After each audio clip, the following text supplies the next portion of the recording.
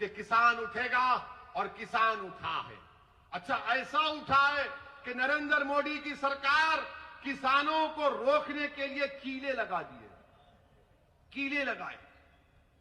Police का काम, law and order का, पुलिस हाईवे खोद रही है, दिल्ली पुलिस हाईवे खोद के कीले लगाए और पुलिस वालों को वो लंबे लंबे क्या बोलते हो, वो आयरन के रॉड दिए।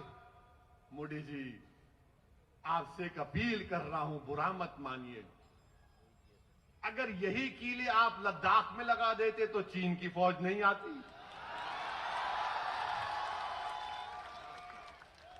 यही आप खोद के रख देते तो गलवान में PP-18 पे आज भी हम जाकर अपनी फौज को भिजा सकते थे। मोदी जी, वहां पर कीले नहीं लगाए आपने। क्यों नहीं किया आपने? लद्दाख में 18 भारत के सेना के लोग शहीद हो गए। प्रधानमंत्री, अगर 56 इंच का सीना है तो चीन को सबक सिखाना था। अब चीन क्या कर रहा है? 1000 स्क्वायर किलोमीटर जमीन जो भारत के एलएसी में चीन कब्जा करके बैठा है। और मोदी जी बोलते हैं, भाइयों बहनों, सबका साथ, सबका विश्वास, सबका, ना कोई था ना कोई रहेगा।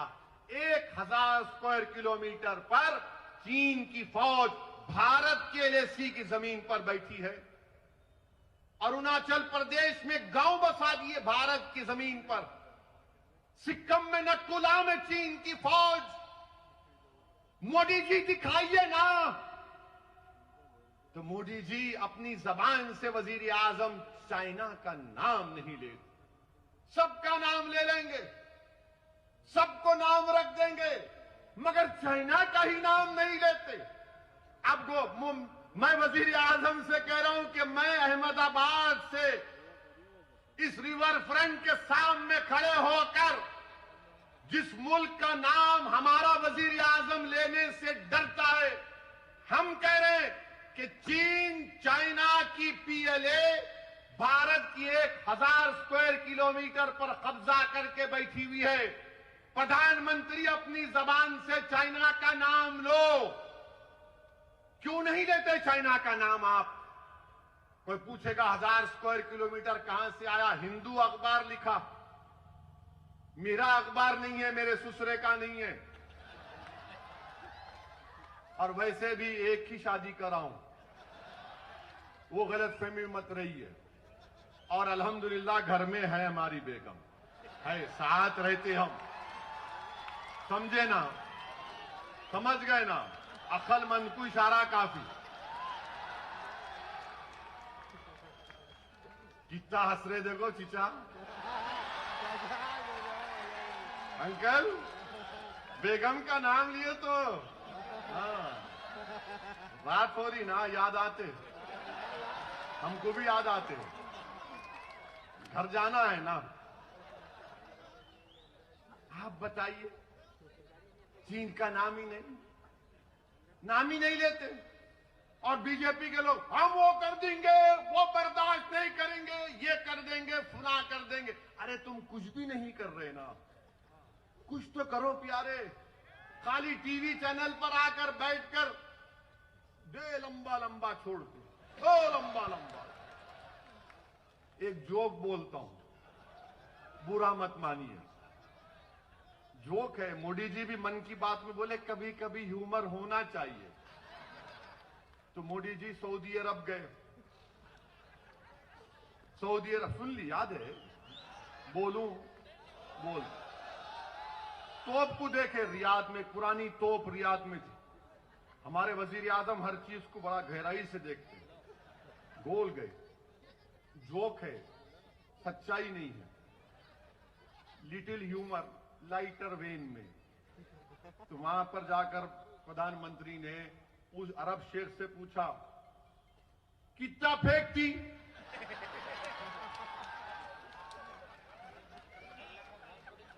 तो अरब शेख बोला, वल्लाही तुमसे कम फेंकती। जोक है, ह्यूमर है, मेरे को मालूम मीडिया के लोग बड़े नाराज हो रहे हैं, कैसा बोले। अरे भाई बोले, आप भी एंजॉय करो। वरना हमारे मीडिया के लोग कल सुबह 9 बजे से ओवैसी का भड़काऊ भाषण हुआ था अहमदाबाद में, देश के प्रधानमंत्री को बोला है, ऐसा बोलते जैसा कि इनके पप्पा को बोले। प्राइम मिनिस्टर है, मेरा भी प्राइम मिनिस्टर है, मेरा भी हक बनता क्रिटिसाइज करने का। हम प्रधानमंत्री है तो खुदा नहीं है, हम क्रिटिसाइज भी करेंगे, सवाल भी पूछेंगे। मगर मीडिया के लोग कैसा बोले। वो अंग्रेजी में कहावत है ना, more loyal than the king. इनको बड़ी तकलीफ हो जाती मीडिया वालों। अब मार्च के बाद अपनी नौकरी की फिक्र करो। तुम्हारी नौकरियां जाने वाली हैं, अल्लाह तुमको बचाए। मार्च के बाद ये सब जाने वाले हैं, बहुत की नौकरियां जाने वाली, अभी जा रही है। ये मीडिया के लोग जानते, देखो मुंडियां हिला रही, यूं कर रहे, बोल नहीं सकते ना, खाली ऐसा करे तो समझ जाना हम आपके साथ हैं। मार्च के बाद पूरी जाने वाली है नौकरियां। नौकरियां नहीं रहे, भारत बहुत बुरा हाल है। मोदी जी से आप पूछो देश की इकोनॉमी क्या हो रही मोदी जी, तो एक कार्टून है अखबार का, मैं नहीं कराया हूं। वो कार्टून में मोदी जी का कार्टून है, फोटो है। लोगों ने सवाल किया क्या हो रहा है देश में, तो मोदी जी ने कहा मित्रों जीडीपी दौड़ रहा है। तो जीडीपी क्या है, गैस की कीमत बढ़ गई, डीजल की कीमत बढ़ गई, पेट्रोल की बढ़ गई। मोदी जी कह रहे देखो जीडीपी दौड़ रहा है। अब ये तकलीफ किसी को नहीं हो रही। पेट्रोल की कीमत बढ़ते जा रही, डीजल की कीमत बढ़ते जा रही है, और भी बढ़ गया। बजट आया तो रुकने का नाम ही नहीं है। मगर जो मोदी जी के भक्त हैं, नहीं नहीं क्या होता, हमारी गाड़ी में पेट्रोल नहीं, हमारी गाड़ी में हवा से चलती। मगर गरीब की गाड़ी तो हवा से नहीं चलती, गरीब की मोटरसाइकिल हवा से नहीं चलती, गरीब की गाड़ी मोदी की मोहब्बत से नहीं चलती, गरीब की गाड़ी पेट्रोल और डीजल से चलती। जिसको कारोबार करना है वो तो बर्बाद हो रहा है। लॉकडाउन लगाया आपने, अनकॉन्स्टिट्यूशनल लॉकडाउन। लॉकडाउन के लिए मोदी जी ने कहा रात में 8 बजे आए, मैं बोला गया काम। अब लोगों को हैबत होती, रात में 8 बजे वजीर आजम आए तो अब क्या करने वाले हैं भाई। बोले भाइयों बहनों लॉकडाउन, कितने घंटे का टाइम दिए, 4 घंटे। 4 घंटे में लॉकडाउन हो गया। और लॉकडाउन लिफ्ट करने के लिए मोदी सरकार देती है आपको 8 दिन का टाइम। लॉकडाउन लगा, गरीब पिट गया, बर्बाद हो गया गरीब, नौकरियां चले गई, कारोबार बर्बाद हो गया, भूखमरी के शिकार हो गए लोग। आपको मालूम इनफॉर्मल सेक्टर में भारत में 10 करोड़ नौकरियां चले गई, करीब 25-30 लाख फॉर्मल सेक्टर की तनख्वाहें लोगों की कम हो गई। मगर कोई बोलता ही नहीं है ना। क्यों नहीं बोलते तुम, ये बात बताओ हमको। हम क्यों बोले, तुम क्यों नहीं बोलते? तुम्हारी जबानें क्यों रुकी हुई हैं बताओ। और पूरे मुल्क में कोरोना चल रहा, लॉकडाउन आपने गलत किया। जनवरी के आखिरी हफ्ते में पहला कोरोना का पेशेंट केरला में आया, इटली से आए थे। जब पूरा कोरोना बढ़ गया तो देखे किसको बलि का बकरा बनाओ, तबलीगी जमात को बना दिया। क्या कहा, ये तबलीगी जमात के लोग कोरोना जिहाद कर रहे। माशाल्लाह मोदी जी, आपके लोगों ने तो कोरोना को भी कलमा पढ़ा दिया, अशहदु अल्ला इलाहा इल्लल्लाह व अशहदु अन्ना मुहम्मद रसूलुल्लाह। माने कोरोना को भी आपने मुसलमान बना दिया। क्या दिमाग है आप लोगों का, माशाल्लाह। अल्लाह नजर बद से बचाए, ये दिमाग और बढ़ता रहे। तबलीगी जमात के लोगों को ले जाकर पकड़ पकड़ कर वहां डाल, यहां डाल, और टीवी पर तो माशाल्लाह रोज टीवी। ये तबलीगी जमात के लोग किए, इन्होंने कोरोना फैलाया, इनकी वजह से कोरोना फैला। और हमारे हिंदू भाइयों को ये बता दिया, देखो मुसलमानों की वजह से कोरोना फैल गया। और हमारे हिंदू भाई बेचारे शरीफ हैं, मोदी जी जो बोलते यकीन कर लेते, अरे हो सकता भाई ये चेहरे पे टोपी, सर पे दाढ़ी, कुर्ता पैजामा, टखने के ऊपर पैजामा, हाँ ये करे होंगे, इनको क्या जरूरत थी। अरे बीमारी का कब से मजहब होता है बताओ। जहां जहां मुकदमा डाले कोर्ट ने निकाल कर फेंका, मुंह पे तमाचा मारा उन लोग और कहा कि नहीं, तबलीगी जमात या उसके जिम्मेदारान कोरोना फैलाने के जिम्मेदार नहीं है। एक के बाद एक कोर्ट ने कह दिया। जब पूरे मुल्क में तबलीगी जमात पर इल्जाम लगाया जा रहा था तो एक ही दीवाना था जो टीवी पर जाकर कह रहा था कि नहीं, बीमारी का कोई मजहब नहीं होता। वो कौन था? वो असदुद्दीन ओवैसी था। जिहाद अब तो कॉमेडी जिहाद भी हो गया, यानी हर चीज को जिहाद से जोड़ते। ये लव और जिहाद कहां से आ गया बाबा? मोहब्बत तो अंधी होती ना। बहुत से लोग किए होंगे, सर से चीखा मार रहे। करना भी चाहिए, बगैर मोहब्बत के कोई इंसान नहीं रहता, याद रखो। अल्लाह हमको जज्बात दिया, मोहब्बत करना जरूरी है। और सबसे पहली मोहब्बत करना है तो रब्बे कायनात से करना है। मोहब्बत करना है तो रहमतुल्लाह आलमीन सल्लल्लाहु अलैहि वसल्लम से मोहब्बत करना है। जब तुम इनसे मोहब्बत करोगे, सारी दुनिया तुमसे मोहब्बत करेगी। मगर हम लोग क्या है, उसको देख, इसको देख, अब कब तक प्यारे, बदलो, तब्दीली पैदा करो। मगर ये लोग लव जिहाद। अरे कई का लव जिहाद बाबा? या खाने को खाना नहीं है, नौकरियां नहीं है, मगर आप लव जिहाद, कोरोना जिहाद, क्या कर रहे हैं आप देश में? कितनी नफरत फैलाएंगे मुसलमानों के बारे में? नहीं ये करे, अरे क्या करे बताओ ना तुम। क्या कोई कोरोना से जिहाद करता है?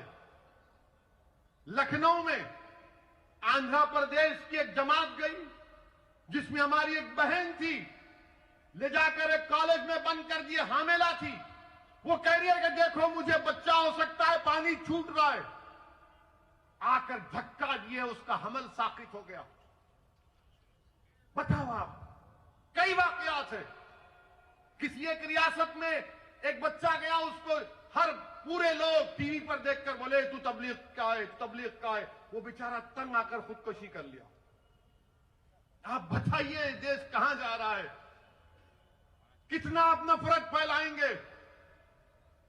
मोदी जी, मैं आपसे एक मोटा सवाल कर रहा हूं, आपकी सरजमीन में खड़े होकर। चाइना आज इस वक्त चाइना की फौज 2020 में क्यों भारत में घुसी? मोदी जी, कभी आपने सोचा? क्योंकि चाइना जानता है कि भारत के लोगों में दिल मिले हुए नहीं है। लव जिहाद चल रहा है, कोरोना जिहाद चल रहा है, एक दूसरे पर इल्जाम लगाए जा रहे हैं। सरकार देश की सरहदों की हिफाजत करने की बजाय देश की जनता में नफरत फैला रहे। तो चाइना घुस गया, मौका अच्छा है। इस पर कोई बात नहीं करेगा, कोई नहीं पूछेगा। हद तो यह हो गई कि एक लड़के को मध्य प्रदेश के जेल में उसको सुप्रीम कोर्ट ने बेल दिया। जेलर नहीं छोड़ता उसको। ये मीडिया की रिपोर्ट है, सब्जेक्ट टू करेक्शन। मीडिया ने कहा कि सुप्रीम कोर्ट के जज को जेल को फोन करके कहना पड़ा कि अहमको, मैंने बेल दिया, इसको छोड़ो। ये हमारे देश का हाल है। मेरे अजीज दोस्तों और बुजुर्गों, मैं आपको ये पैगाम देने आया हूं कि आपको अपने हिम्मत और हौसले को बुलंद रखना पड़ेगा। मैं नौजवानों से और नौजवानों के जिम्मेदारों से अपील करने आया हूं कि हम अपने नौजवानों की जवानी को रोड पर बर्बाद होने से बचाएंगे। हम अपने नौजवानों को जेल की सोबतों से बचाएंगे। ये नहीं हो सकता संघ परिवार वालों कि हमारे बच्चों की जवानी रोड पर बर्बाद हो जाए या जेल में बढ़ जाए और आपके बच्चे अमेरिका जाकर अपनी जिंदगी को अच्छा बना ले। अब जवानी को बचाएंगे, उसको एक सही राह पर लेकर जाएंगे, जीने के मकासद समझाएंगे, जिंदगी उसूल पर गुजारने की तरगीब करेंगे। अब ये नहीं हो सकता संघ परिवार के लोगों कि हमारी बच्चियों को तहफ्फुज ना मिले, उनको तालीम ना मिले और किसी और की बच्ची तालीम भी हासिल करे और तहफ्फुज भी मिले। अब हम अपनी बच्चियों को तहफ्फुज भी पहुंचाएंगे, तहफ्फुज भी फराहम करेंगे, उनको तालीम याफ्ता भी बनाएंगे। ये उस वक्त होगा मेरे अजीज दोस्तों और बुजुर्गों जब आप मुत्तहिद रहेंगे, जब आप मुत्तहिद रहेंगे, अपने के एक वोट को समझकर इस्तेमाल करेंगे और तभी जाकर आपको कामयाबी मिलेगी। मेरे